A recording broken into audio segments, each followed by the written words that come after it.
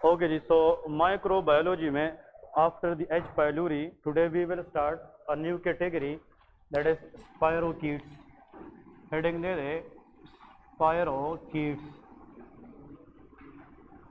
कुछ लोग इसको स्पायरोचीट्स कहते हैं, कुछ लोग स्पायरोकीट्स कहते हैं। ठीक है जी।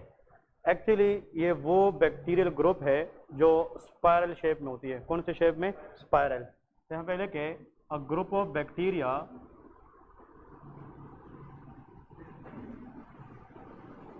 bacterias which are filamentous, filamentous से मुराद long and spiral in shape। ठीक है।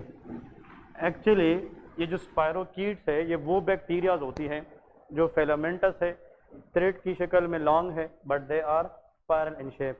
इससे मुराद ये है वेवी शेप में, इस तरह वेव की शक्ल में, they look like spiral in shape. लेकिन ये लंबे लंबे फिलामेंटस होते हैं, बट इसकी निशानी ये है कि वेव लाइक या स्पायरल की तरह हमें नजर आते। इस वजह से इस ग्रुप को हम क्या नाम देते हैं? स्पायरोकीट्स कहते हैं। मैंने यहाँ पे एक वर्ड यूज किया ग्रुप। इट्स मीन स्पायरोकीट एक बैक्टीरिया का नाम नहीं है, it is a group of bacterias. अब इसके अंदर जो बैक्टीरियाज आते हैं उसमें पहले लिखे लेप्टोस्पायरा। क्या है? Leptospira. This is one of the spirochete. अब लेप्टोस्पायरा एक बैक्टीरिया है जो स्पायरोकीट कैटेगरी के अंदर आती है। इसमें लिखे it is present in the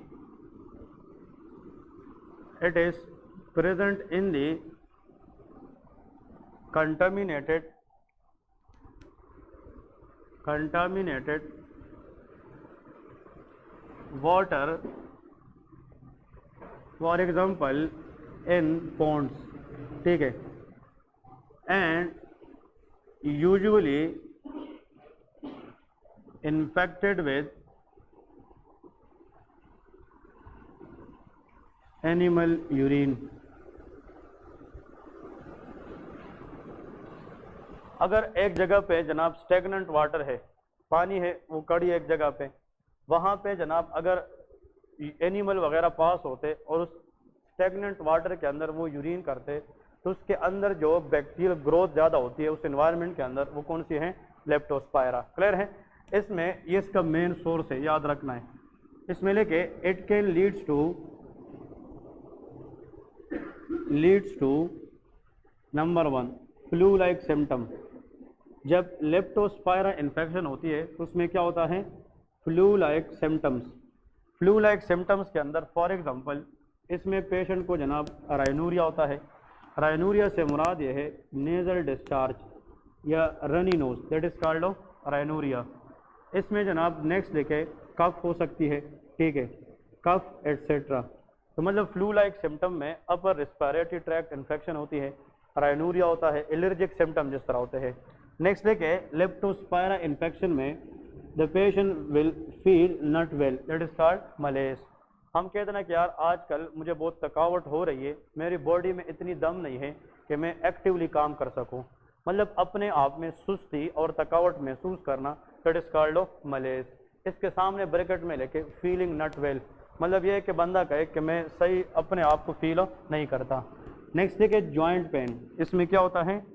joint pain, क्योंकि जो लेप्टोस्पायरा है it can target the joint leading to joint pain, even they can inflame the joint which lead to arthritis. ये क्या करा सकती है? Arthritis. Another thing it can cause fever, ये fever भी करा सकती है। तो एक्चुअली याद रखें अगर एग्जाम में आ जाए कि एक बंदा है वो स्टेगनेंट वाटर के अंदर नहा रहा था, उसने जनाब स्विमिंग की है और उसके बाद 2 से 3 दिन के बाद उसको जॉइंट पेन हुआ है, फ्लू लाइक सिम्टम्स हुए हैं और मलेज और फीवर हैं, तो उसका एक निशानी ये है कि स्टेगनेंट वाटर में स्विमिंग के बाद इस तरह के सिम्टम आना, it is caused infection by Leptospira. और लेप्टोस्पायरा बैक्टीरिया ये जो सिम्टम कराती है इस कंडीशन को हम कहते हैं लेप्टोस्पायरोसिस। इसको हम क्या कहते हैं? Leptospirosis. A group of symptom which is caused by this bacteria that is known as leptospirosis. तो लेप्टोस्पायरा बैक्टीरिया का नाम है और जिस डिजीज ये कराती है उसका नाम क्या है?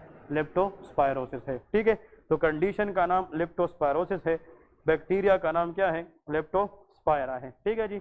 अब यहाँ पे 2 बातें याद रखें इंपॉर्टेंट, लिखे if Leptospira infection become severe, if leptospira infection become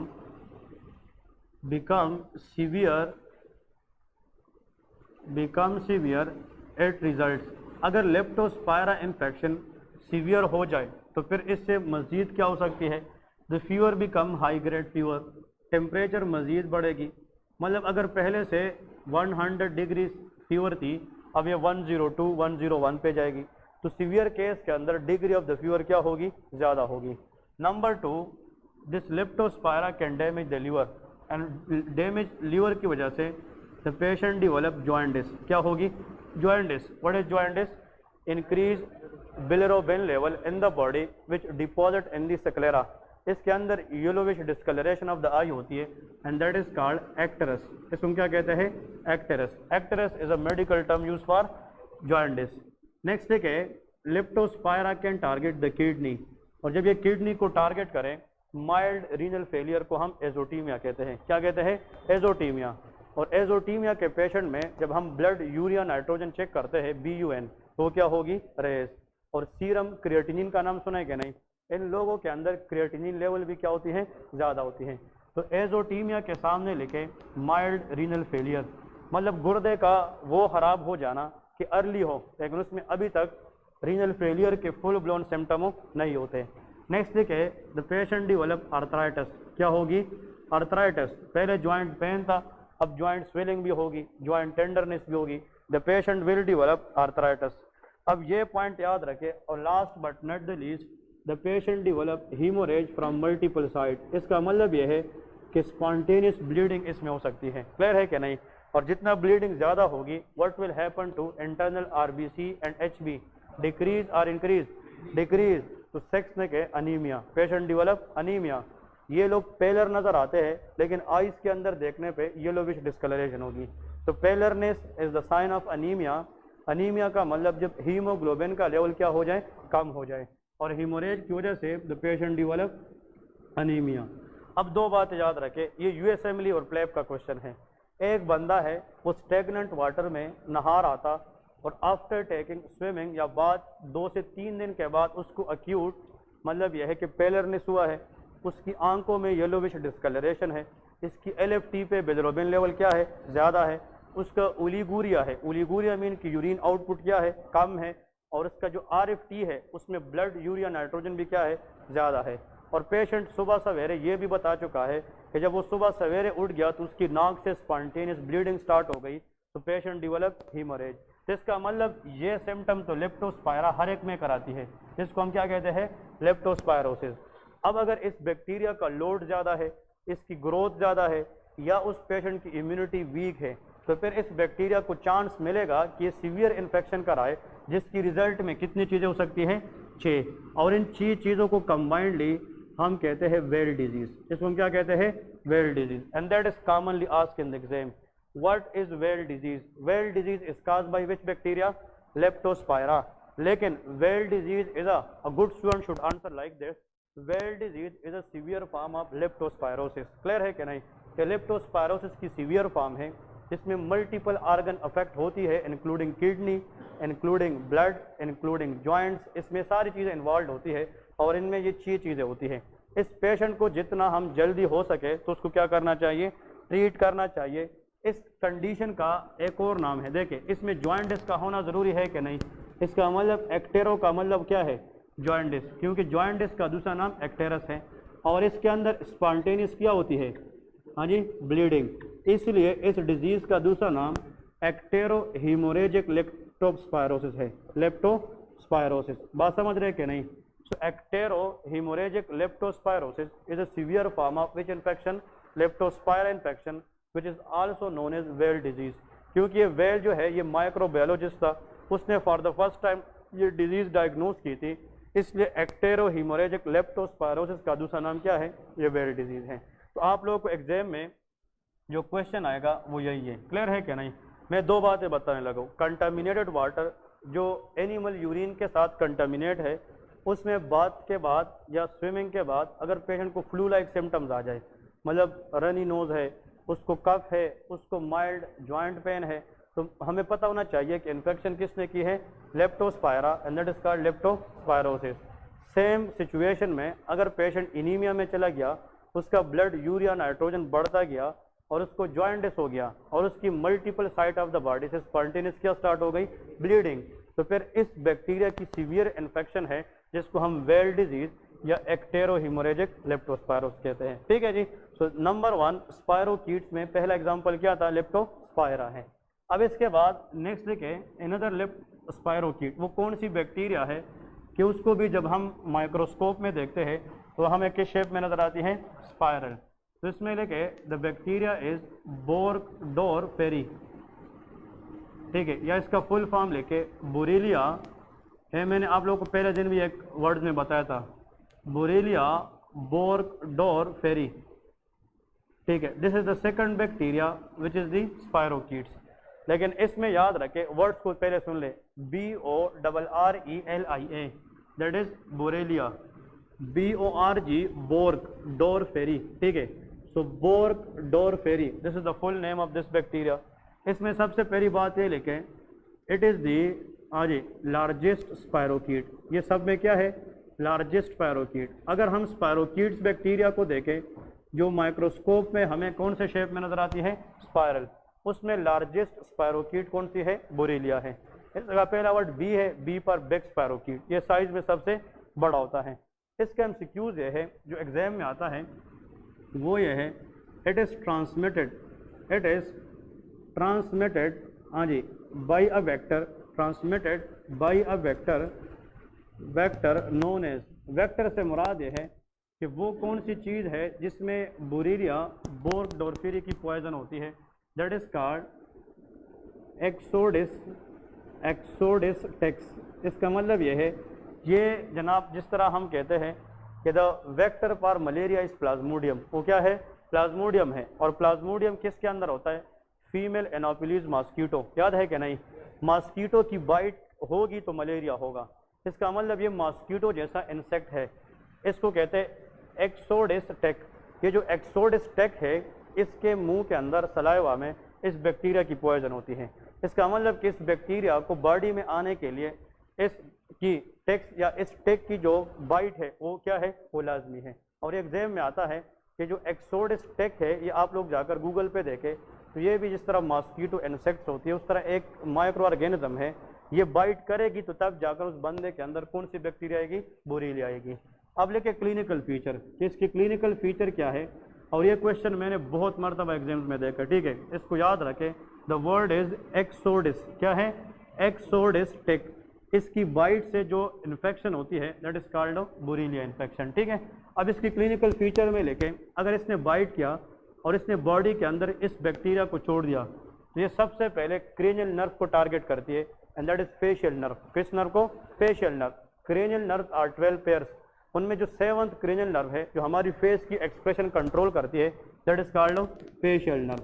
तो सबसे पहले लेके कि इस डिजीज, इस कंडीशन में इस बैक्टीरिया की वजह से number first thing that is called facial nerve policy. ये क्या होती है, फेशियल, इसमें एसिमेट्री ऑफ द माउथ हो जाता है। फालिज की अटैक में भी माउथ टेढ़ी हो जाती है कि नहीं, वो भी फेशियल नर्व इन्वॉल्वमेंट की वजह से होती है। लेकिन फेशियल नर्व 2 है, ये पेयर्स में होती है, लेफ्ट साइड की भी और राइट साइड। इधर देखे फालिज के अंदर, पैरालिसिस के अंदर यूनिलेटरल फेशियल नर्व पॉलिसी होती है, लेकिन Borrelia can cause bilateral facial nerve policy. Typically इसकी लेफ्ट और राइट साइड फेशियल नर्व की क्या होगी, पॉलिसी।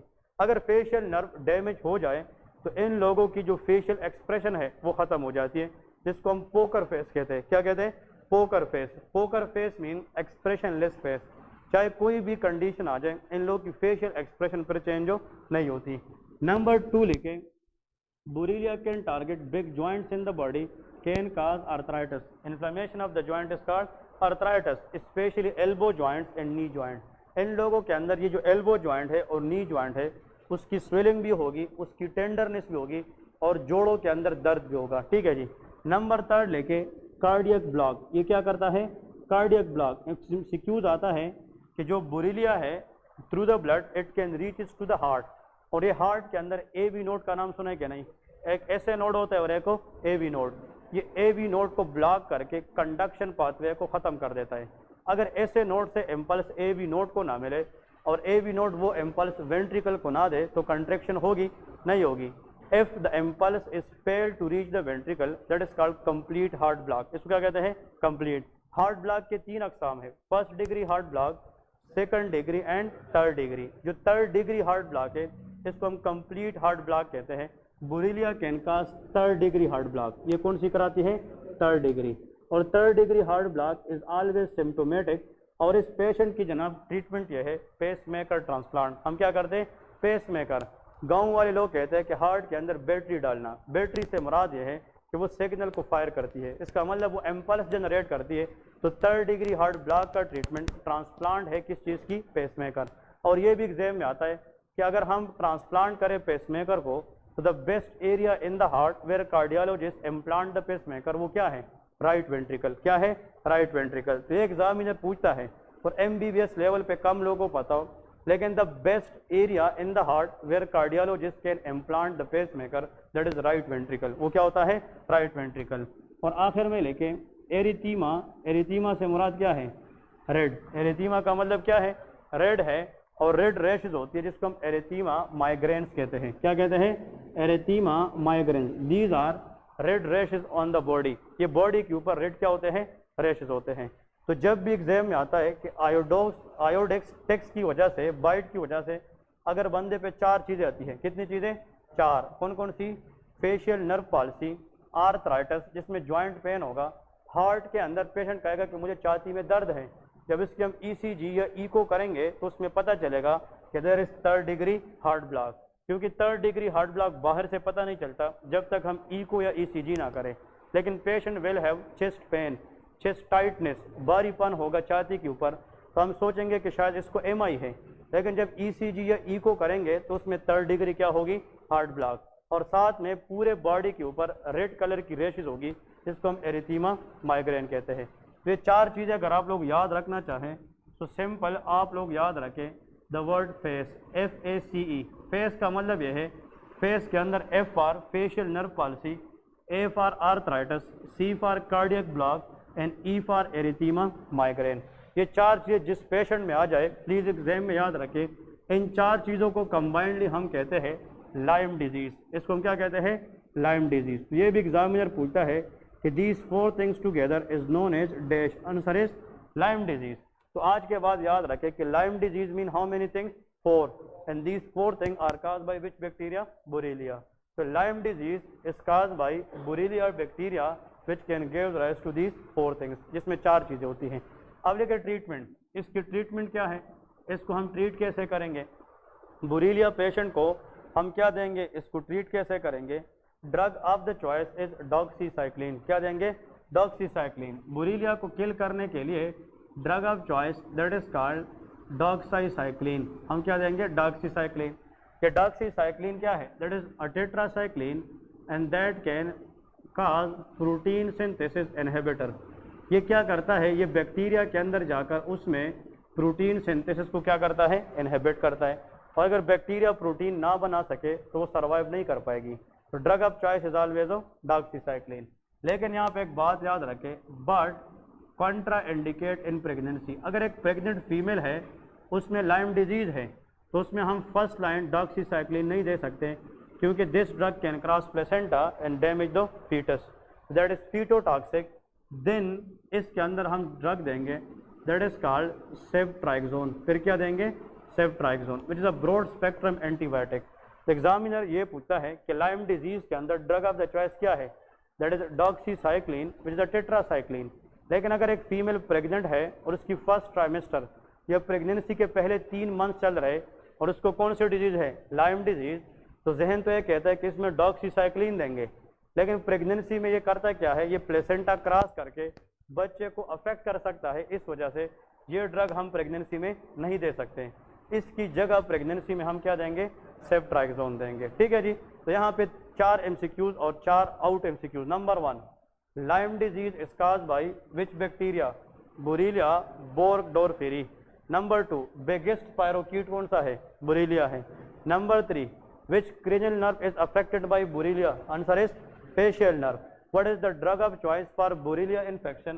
Doxycycline, except pregnancy. अगर प्रेगनेंसी है तो फिर ये ड्रग यूज़ नहीं करते, फिर इसकी जगह प्रेगनेंसी में हम सेफ्ट्राइक्सोन यूज़ करते हैं। ठीक है जी। So this what all about the Lyme disease. Next इसमें अनदर पॉइंट याद रखें, अगर इन चार में से एग्जामिनर ये पूछे वाइवा में, कभी आपसे वाइवा कोई ले और आप ये चार चीज़ें बताए, वो कहेगा ठीक है, लेकिन आपसे ये पूछे कि इन चारों में से इनिशियल सिम्टम पेशेंट पे कौन सी आती है, दैट इज एरिथीमा माइग्रेन, मतलब rashes on the skin, that is the initial complaint in Lyme disease. फिर इसके बाद सेकंड नंबर पे आप जनाब आर्थराइटिस आता है, फिर फेशियल नर्व पॉल्सी और सबसे आखिर में कार्डियक ब्लॉक होता है। अगर किसी को लाइम डिजीज में कार्डियक ब्लॉक हो जाए, it's mean the patient came very late, वो क्या है, लेट आए है, क्योंकि that is the late symptom in Lyme disease. Initial symptom is red rashes on the skin, that is called erythema migrans. ठीक है जी। तो ये पॉइंट्स इंपॉर्टेंट है। हाँ, अगर एक जॉइंट इन्वॉल्व है, एक जॉइंट, इसको हम कहते हैं मोनो आर्थराइटिस। क्या कहते हैं, मोनो, लेकिन इसमें multiple joints like elbow joints, knee joint, ज़्यादा joint at a time involve हो सकते हैं। So this disease can leads to monoarthritis or it can leads to polyarthritis। इसमें क्या होता है, polyarthritis होता है। ठीक है जी, ये इंपॉर्टेंट है। इसके बाद थर्ड नंबर लेके, बुरीलिया के बाद जो थर्ड नंबर स्पायरोकीट है, उसका नाम है ट्रेपोनीमा पैलेडम। क्या है, ट्रेपोनीमा पैलेडम, ट्रेपोनीमा पैलेडम, दिस इज द नेक्स्ट स्पायरोकीट। अब ये थर्ड नंबर है। जो ट्रेपोनीमा पैलेडम है, इसके बारे में एक पॉइंट याद रखें, it can transmit from one person to another through sexual contact. ये STI है, सेक्सुअली ट्रांसमिटेड इन्फेक्शन है। तो यहाँ पहले कहे it can transmit through poor hygiene, देखिए poor hygienic unprotected sexual intercourse. ठीक है, sexual intercourse, multiple sexual partner की वजह से भी ट्रेपोनीमा इन्फेक्शन के चांसेस ज़्यादा होते हैं। तो ट्रेपोनीमा इन्फेक्शन जितने भी होते हैं, उसकी इनिशियल लीजन जेनिटल एरिया पे होते हैं, like penis in male, vagina in female, क्योंकि इसकी जो ट्रांसमिशन रूट है दैट इज सेक्सुअल रूट। वो क्या होती है, सेक्सुअल रूट। और इसमें लेके इट कैन काज जी STI, sexually transmitted infection, sexually transmitted, वैसे इसको पहले हम कहते थे STD, सेक्सुअली ट्रांसमिटेड डिजीज, लेकिन आजकल जो वेनेरियोलॉजिस्ट है, व्हाट इज वेनेरियोलॉजिस्ट, वेनेरियोलॉजी का मतलब पता है कि नहीं, वेनेरियोलॉजी या वेनेरियोलॉजिस्ट का मतलब कि द सर्जन या the specialist which deal sexual problems. ठीक है, इसको हम वेनेरियोलॉजिस्ट कहते हैं। पूरे पाकिस्तान में 2 हैं, क्लियर है कि नहीं। और ये है कि ये STIs या इनफर्टिलिटी या सेक्सुअल डिसफंक्शन, इसको ये डील करते हैं, इसको हम वेनेरियोलॉजिस्ट कहते हैं। ठीक है जी। एक्चुअली ये कहते हैं वेनेरियोलॉजिस्ट कि इसको STD की बजाय क्या कहें, सेक्सुअली ट्रांसमिटेड इन्फेक्शन। ये इन्फेक्शन ज़रूर हो सकती है, लेकिन ज़रूर नहीं है कि हर डिजीज़ में कन्वर्ट भी करे। So most probable word is STI but not STD, clear है। और याद रखें, नोन एज, ये जो ट्रेपोनीमा पैलेडम है, अगर ये एक पार्टनर से दूसरे में सेक्सुअल रूट से ट्रांसफर हो जाए, तो जो डिजीज़ ये कराती है दैट इज कॉल्ड सिफिलिस। इसको क्या कहते हैं, सिफिलिस कहते हैं। और I think this word you people know. Syphilis is a sexually transmitted infection which is get by one partner from another by the help of which bacteria, Treponema pallidum, clear है। अब यहाँ पे अगर एक partner है, वो poor hygiene और unprotected sexual intercourse के जरिए दूसरे पार्टनर को ये बैक्टीरिया जनाब ट्रांसफर करे, तो फिर इसने लीजन करानी है। इनिशियल जो प्रेजेंटेशन होती है इस बैक्टीरिया की, उसको हम कहते हैं प्राइमरी सिफिलिस। क्या कहते हैं, प्राइमरी। तो यहाँ पहले क्या टाइप्स, ये टाइप्स बहुत इंपॉर्टेंट है। तो नंबर 1 लेके प्राइमरी सिफिलिस, प्राइमरी सिफिलिस। अब देखें, इसमें आप लोगों ने याद रखना है, MCQs के लिए आता है कि इन दिस केस या इन दिस कंडीशन याद रखना है देयर इज, हाँ जी, देयर इज अल्सर्स। इसमें क्या बनते हैं, ulcers on the genital organs, जैसा कि penis in male, vagina in female, याद रखना है अल्सर्स ऑन जेनिटल ऑर्गन। लेकिन इसकी मेन खासियत यह है विच आर पेनलेस, जिसके अंदर पेन नहीं होती। तो if there is any lesion in reproductive organ but they pain, उसमें पेन होता है, एटलीस्ट वो सिफिलिस नहीं होता। सिफिलिस के अंदर जो इनिशियल लीजन होता है हमेशा क्या होता है, पेनलेस। और इस पेनलेस जेनेटल लीजन को किस कंडीशन में, प्राइमरी सिफिलिस में हम कहते हैं शेंकर्स। इसको क्या कहते हैं, शेंकर, या कुछ लोग इसको कैंकर्स कहते हैं, ठीक है। तो शेंकर याद रखें, एग्जाम में आता है, what is chancres. Chancre is a ulcer या lesion in genital area which are always painless lesion. इसके अंदर दर्द नहीं होता। जब डॉक्टर उस लीजन को टच करेगा या पेशेंट खुद टच करेगा, उसके अंदर दर्द महसूस नहीं होता। तो एग्जामिनर लव टू आस्क कि painless lesion in the genital area after sexual intercourse is the hallmark of which case, primary syphilis. और primary syphilis is caused by which bacteria, Treponema pallidum bacteria. अब इसमें point ये है कि it can treated, ये हम treat करते हैं, ट्रीटेड बाय पेनिसिलिन। हम बाहर से पेशेंट को क्या देंगे, पेनिसिलिन या एमोक्सिसिलिन देंगे। याद रखें, आर रिजॉल्व, अगर इस पेशेंट ने sexual intercourse for example 2 weeks तक नहीं की, 3 वीक्स तक नहीं की, तो इसका मतलब ये है रिजॉल्व स्पॉन्टेनियसली। ये जो शेंकर है, हाँ, लेकिन उस केस के अंदर अगर पेशेंट हाइजीन मेंटेन करे, उस केस के अंदर अगर सेक्सुअल इंटरकोर्स में 2 से 3 हफ्ते से ज़्यादा टाइम लगाए, या तीसरा इस कोर्स में अगर पेशेंट की इम्यूनिटी क्या है, स्ट्रांग है। अगर पेशेंट की इम्यूनिटी स्ट्रांग नहीं है तो फिर ये मसला बढ़ सकता है और ये पूरी बॉडी में फैल सकती है। तो फिर प्राइमरी सिफिलिस में कन्वर्ट इनटू सेकेंडरी सिफिलिस। क्या हो सकता है, सेकेंडरी सिफिलिस। तो सेकंड नंबर लेके सेकेंडरी सिफिलिस। तो आप लोगों का सवाल ये होगा कि सर वो कौन सी एक बात है अगर हम याद रखें तो पूरी ज़िंदगी जहाँ पे भी एग्ज़ाम देने जाए हम पास हो जाए, वो शेंकर का वर्ड है। What is chancre? Chancre is a genital lesion और ulcer which is caused by Treponema pallidum. लेकिन इसकी कैरेक्टरिस्टिक ये है कि इस लीजन या अल्सर के अंदर पेन नहीं होता। These are painless lesion. ये क्या होते हैं, पेनलेस लीजन। इसके बाद लिखे in this case there is rashes all over the body. याद रखे, इसका मतलब ये जो बैक्टीरिया है अगर ये प्राइमरी सिफिलिस में हम ट्रीट ना करें तो पूरी जिस्म पे जनाब इस बैक्टीरिया की वजह से रेड रैशेस पैदा हो जाते हैं। मतलब सर से लेके पाँव तक, इंक्लूडिंग याद रखे palm of the hand, palm and sole of the feet. याद रखे मतलब इवन के palm and sole of the foot के अंदर भी ये रेड रैशेस होती है। Palm of the hand and sole of the foot including abdomen, upper limb, lower limb, इसमें रैशेस। आप लोग कहोगे कि every rashes is not secondary syphilis, लेकिन उन रैशेस को हम सिफिलिस कह सकते हैं जिस बंदे ने ये हिस्ट्री दी है कि उसने जनाब रिसेंटली 1 महीना पहले, 20 दिन पहले सेक्सुअल इंटरकोर्स किया था एंड दैट वाज अनप्रोटेक्टेड।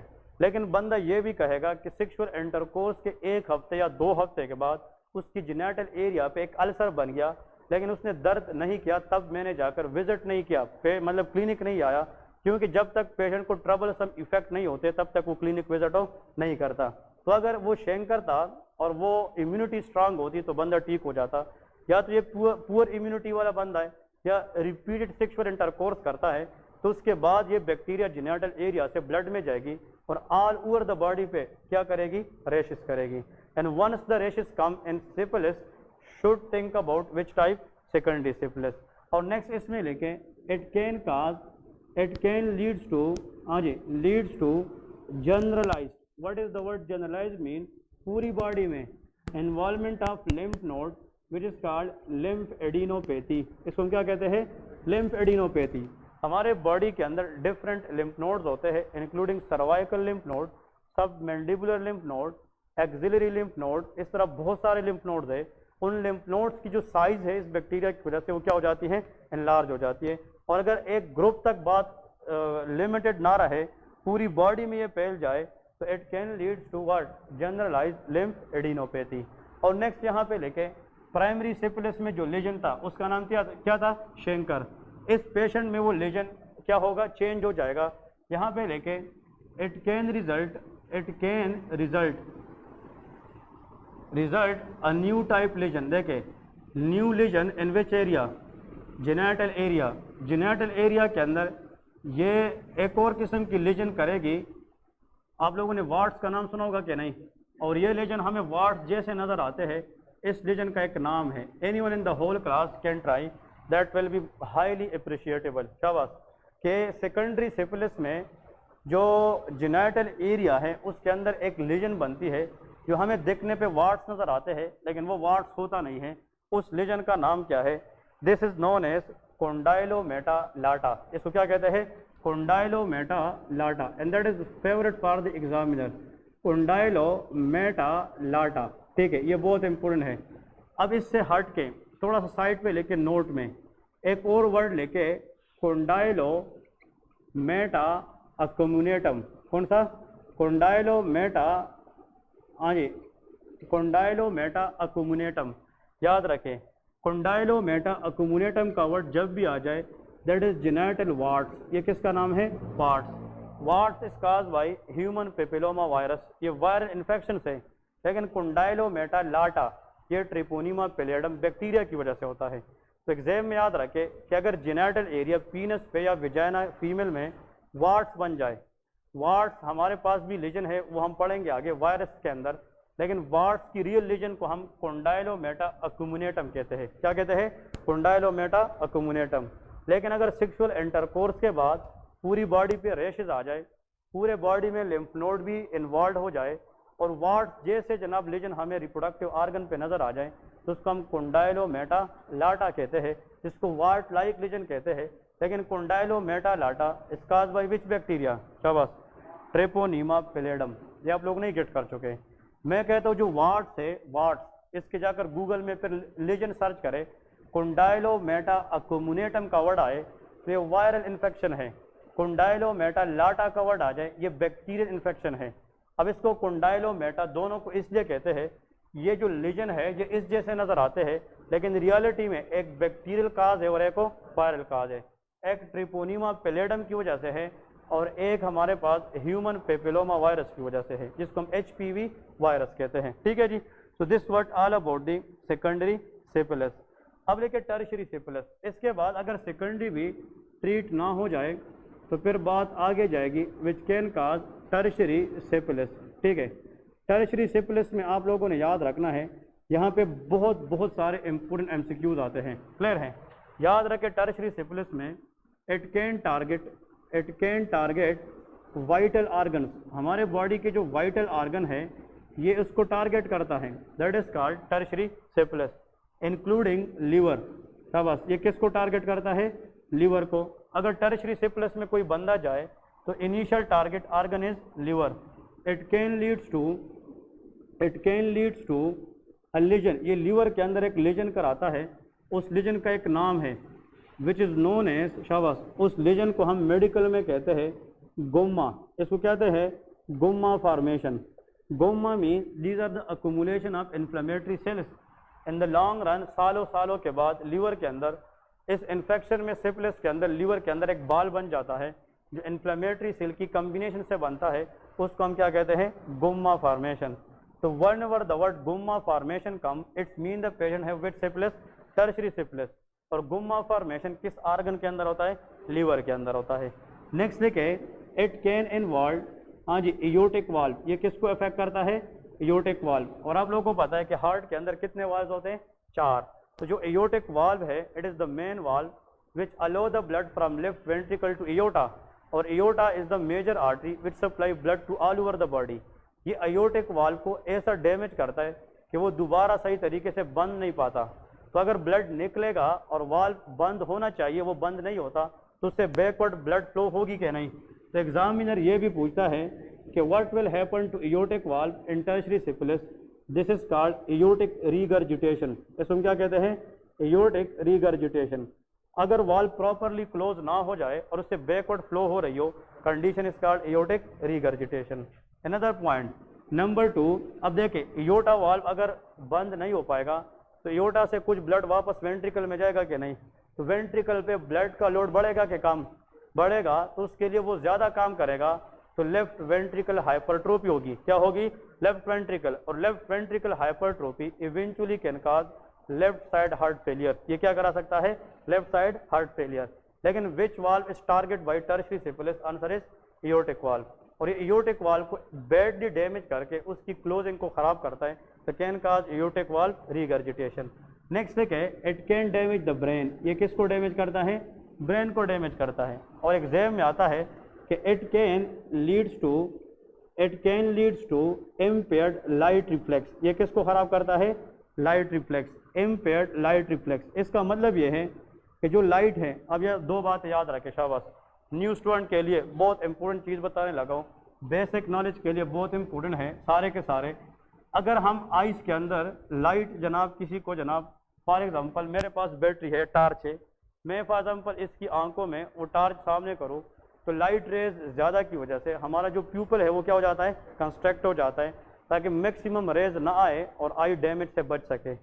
अब जो लाइट मैंने फॉर एग्जांपल आइस को मारी है, लाइट को डिटेक्ट करना, रिसीव करना, ये सेंसरी है, और उसके खिलाफ प्यूपल का कंस्ट्रक्ट होना क्या है?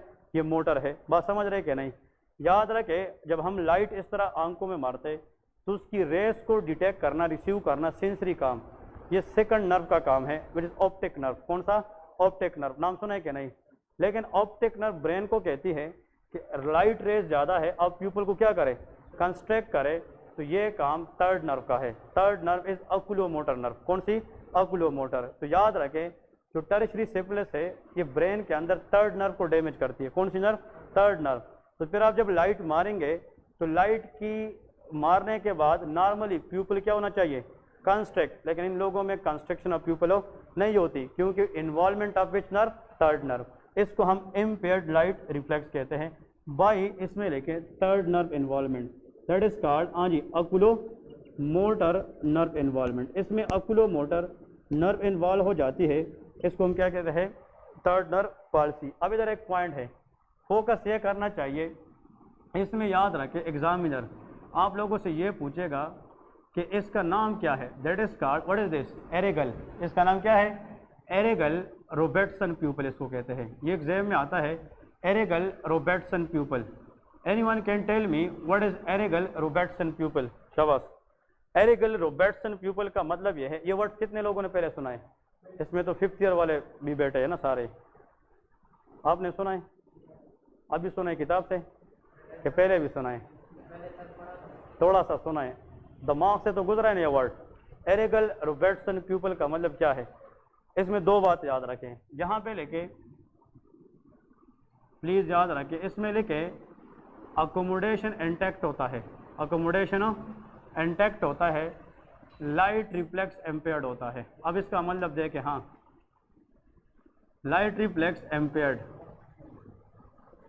लाइट रिफ्लेक्स एम्पेयर्ड, इसका मतलब क्या है? शाबाश। अब देखें, इधर फोकस करें 1-2 मिनट। इस बंदे को अगर आप लाइट मारे इसकी आंख में, बात याद रखें, लाइट मारे आंख में, तो पता होना चाहिए इसकी जो प्यूपल है नॉर्मली वो क्या होना चाहिए? शाबाश, कंस्ट्रक्ट होना चाहिए, लेकिन नॉर्मली वो कंस्ट्रक्ट नहीं होता। लेकिन मसला यह है, अगर आपको मैं कहूँ कि यार इस मार्कर को फोकस करें, देखें इस मार्कर को फोकस करें, तो आप आइस को बाहर की तरफ ले जाएंगे कि अंदर? अंदर। That is called accommodation. इसको क्या कहते हैं? इसका मतलब ये लोग एक चीज़ पे नियरली क्या कर सकते हैं?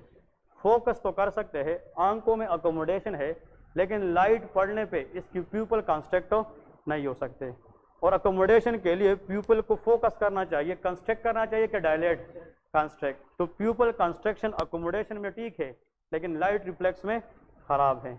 आप एक बंदे को कहे, इधर देखे, एक बंदा है फॉर एग्जाम्पल, आप उसको मारने की कोशिश करते हैं या आप किसी बच्चे को डराते, वो आपको इस तरह देख रहे, वो कहते मैंने नहीं जाना वापस, ठीक है ना, वो इस तरह देख रहे, अकोमोडेशन ठीक है, लेकिन आप उसको मारने की इस तरह कोशिश करें, वो पीछे नहीं हटता, क्योंकि प्यूपल कंस्ट्रक्शन नहीं है। इसलिए इन लोगों में एक चीज़ पे फोकस करना आसान होता है, लेकिन लाइट मतलब पढ़ने पर उन लोगों की प्यूपल की कंस्ट्रक्शन नहीं होती। ऐसे कंडीशन को हम एरेगल रोबर्टसन प्यूपल कहते हैं। और प्यूपल की कंस्ट्रक्शन इसलिए नहीं होती, जो ट्रेपोनीमा पैलेडम है ये ब्रेन के अंदर किस नर्व को डैमेज करती है? Oculomotor nerve. इसको प्रोस्टिट्यूट आइज भी कहते हैं, ठीक है ना, ये बहुत इंपॉर्टेंट है और एग्जामिनर ये पूछता है, इसको प्रोस्टिट्यूट आइज भी कहते हैं और एरेगल रोबर्टसन प्यूपल भी कहते हैं, ठीक है जी। इसका मतलब ये है, तो याद रखें ये जनाब, ये ब्रेन के साथ, तो अब लीवर इसको अफेक्ट कर चुका है, आयोटिक वाल्व अफेक्ट कर चुकी है और ब्रेन। और नेक्स्ट है कि ब्लड वेसल, जो टर्शियरी सिफिलिस है ये ब्लड वेसल को अफेक्ट करती है और ये ब्लड वेसल को एबनॉर्मली डायलेट करके ये एन्यूरिज्म करा सकता है। क्या करा सकता है? एन्यूरिज्म। ये नाम सुना है क्या? नहीं। Abnormal dilatation of the blood vessel that is called aneurysm. इसको हम क्या कहते हैं? एन्यूरिज्म।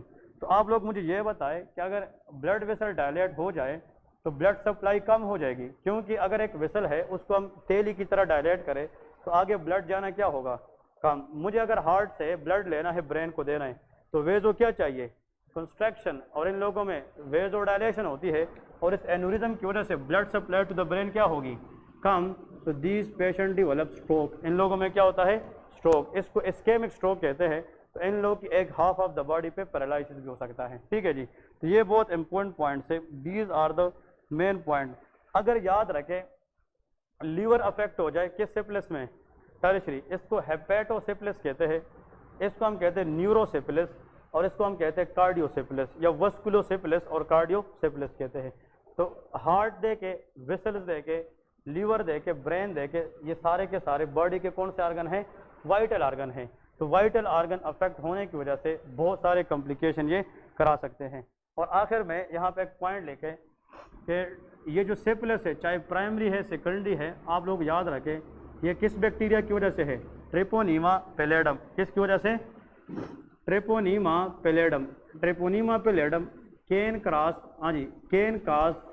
जो ट्रेपोनीमा पैलेडम है ये प्रेगनेंसी में माँ से जनाब किधर जा सकती है? बच्चे में। तो ये बच्चों के अंदर it can cause congenital syphilis. ये क्या करा सकती है? कंजेनिटल। इसका मतलब ये है syphilis which is there by birth that is called congenital. इसलिए याद रखें प्रेगनेंसी के अंदर सिफिलिस की स्क्रीनिंग करना ज़रूरी है। अगर ये बैक्टीरिया बॉडी में रहे माँ में, तो प्लेसेंटा क्रॉस करके आने वाले बच्चे में भी क्या करा सकती है? सिफिलिस करा सकती है। और यहाँ पे दो बात याद रखें, अगर कंजेनिटली किसी बच्चे में सिफिलिस आ जाए तो there is a greater tendency it can damage the cranial nerve eight, जिसको हम कहते हैं वेस्टिबुलो कोक्लियर नर्व। ये नाम सुना है कि नहीं? वेस्टिबुलो कोक्लियर नर्व। और इस नर्व का काम हेयरिंग है। क्या है? हेयरिंग और बैलेंस है। अगर ये नर्व खराब हो जाए तो वेस्टिबुलो कोक्लियर नर्व पॉलिसी हो जाए तो there will be hearing loss. बच्चे को क्या होगी? Hearing loss and. और अगर ये नर्व खराब हो जाए तो बैलेंस भी नहीं रहेगा, there will be vertigo. Vertigo mean सर का चक्कर आना, इम्बैलेंस। इसका मतलब वेस्टिबुलो कोक्लियर नर्व के दो काम हैं, ये हेयरिंग में काम करती है और बैलेंस में काम करती है। इसकी डैमेज से जनाब बैलेंस भी लॉस होगा and there will be deafness या हेयरिंग लॉस। नेक्स्ट लिखे, इन बच्चों के अंदर जो नोज है, ये जो नेजल सेप्टम है ये डिप्रेस होता है, नीचे होता है। इसको हम कहते हैं सैडल नोज। क्या कहते हैं? Saddle nose. तो कंजेनिटल सिफिलिस के अंदर देयर इज सैडल नोज। इसमें सैडल नोज डिफॉर्मिटी भी होती है। और एक और बात आप लोगों को लिखना चाहूँ which is important one, that is called Hutchinson teeth. इसको हम क्या कहते हैं? Hutchinson teeth. इसका मतलब क्या है? What is Hutchinson teeth? Anyone? Anyone? शाबाश। What is Hutchinson teeth? ये बच्चे जब बढ़ जाते हैं, मतलब 5 साल 6 साल के हो जाते हैं, जब इसकी कंप्लीट टीथ आ जाती है, अगर हम नॉर्मल टीथ बंद करें तो अपर और लोअर टीथ के दरमियान स्पेस होती है कि नहीं होती? हाँ, टीथ बंद करने से इन बिटवीन टीथ नहीं। अगर ये अपर टीथ है इस तरह, ये अपर टीथ है इस तरह, और ये लोअर टीथ है, तो इसके दरमियान तो एक दूसरे के ऊपर फिट हो जाते हैं, तो there will be no space. लेकिन इन बच्चों की जो अपर टीथ है इसमें इस तरह केविटीज़ होती है। क्या होती है? गैप। और ये जब लोअर टीथ पे ये आपस में मिलाते हैं तो उसमें हमें क्या नज़र आता है? गैप नज़र आता है। अगर अपर टीथ और लोअर टीथ को मिलाने पे हमें इन बिटवीन द टीथ क्या नज़र आए? गैप। इसको हम कहते हैं हचिसन टीथ। ये जो टीथ के दरमियान गैप है, ये नहीं, टीथ के ऊपर टीथ रखने से गैप को आना, that is called Hutchinson teeth. इसके पिक्चर आप लोग देख ले गूगल पे कि हचिसन टीथ किस तरह होते हैं, that will be very clear. तो इसका मतलब ये है कि अगर एक बच्चा है वो 5 साल 6 साल का हो जाए और उसकी टीथ डिफॉर्मिटी है, वो टीथ बंद करके उसमें गैप आता है नज़र, सैडल नोज है, बच्चा सुन भी नहीं पाता, इसका मतलब कि इस बच्चे को पैदाइशी तौर पर क्या है? सिफिलिस है। और इसकी मदर को प्रेगनेंसी में किस बैक्टीरिया का इन्फेक्शन हुआ है? ट्रेपोनीमा पैलेडम इन्फेक्शन हुआ है। ठीक है, अब लेके डायग्नोसिस। अब चाहे प्राइमरी सिफिलिस हो, चाहे सेकेंडरी सिफिलिस हो, या टर्शरी हो, या हमारे पास कंजेनिटल हो, इसकी जो डायग्नोसिस है ये हम करेंगे एक टेस्ट से जिसको हम कहते हैं VDRL। कौन सा टेस्ट करते हैं? VDRL। लेकिन मैं यहाँ पे लिखूंगा इट इज़ नॉट स्पेसिफिक। ये हमें सेंसिटिव या हमें क्लू बता सकती है लेकिन इस टेस्ट के पॉजिटिव नेगेटिव से हम सिफिलिस को एक्सक्लूड नहीं करते हैं। इसका नाम है venereal disease research laboratory test, ठीक है ना। वेनेरियल का मतलब sexually, venereal disease research laboratory test ये हम करते हैं, but that is sensitive not specific, ये स्पेसिफिक नहीं है, ये सेंसिटिव टेस्ट होता है, ठीक है जी। एक इसके अंदर नेक्स्ट हम पढ़ेंगे, इसमें जनाब याद रखना है another thing that we can go, another is that is called dark field microscopy. कौन सा टेस्ट करते हैं? Dark field microscopy. ये लेबोरेटरी वालों का काम है, लेकिन बीइंग अ डॉक्टर हमें एमसीक्यूज में ये चीज़ आती है कि दैट इज़ दी स्पेसिफिक। वो कौन सा स्पेसिफिक टेस्ट है जिसपे हम इस बैक्टीरिया को देख सकते हैं? याद रखें, this Treponema pallidum is not seen on the gram stain, ये ग्राम पॉजिटिव ग्राम नेगेटिव वाले प्रोसीजर पे हमें नजर नहीं आती। तो वो कौन सा प्रोसीजर है लेबोरेटरी के अंदर जिसके ज़रिए हम इस बैक्टीरिया को मालूम कर सकते हैं? उसका नाम है डार्क फील्ड माइक्रोस्कोपी टेस्ट, ठीक है। तो ये लेबोरेटरी वाले करते हैं। अब इसका लिखे ट्रीटमेंट, किसकी जनाब ट्रीटमेंट क्या है? हाउ वी कैन ट्रीट, तो लिखे ड्रग ऑफ चॉइस। हाँ जी, अब सिफिलिस चाहे कोई भी हो, प्राइमरी सेकेंडरी या कोई भी सिफिलिस हो, इन सब का ट्रीटमेंट एक है। The drug of choice is penicillin G. क्या देते हैं?